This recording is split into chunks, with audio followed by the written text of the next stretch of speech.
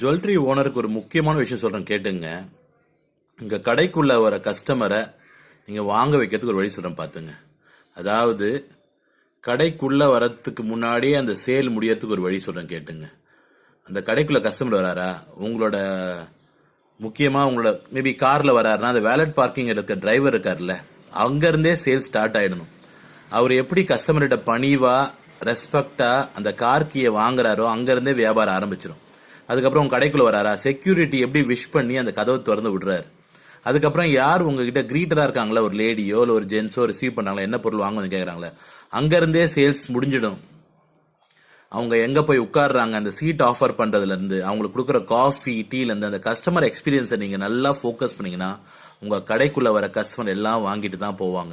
இந்த மாதிரி விஷயம் தெரிஞ்சுக்கன்னா எங்களை காண்டாக்ட் பண்ணுங்கள். உங்கள் கம்பெனிக்கு நாங்கள் கன்சல்டிங் பண்ணி தரோம், வியாபாரத்தை பெருக்கி தரோம். எங்கள் கம்பெனி பேர் பெல்கவ், என்னோட பெயர் சிவகுமார். தேங்க்யூ.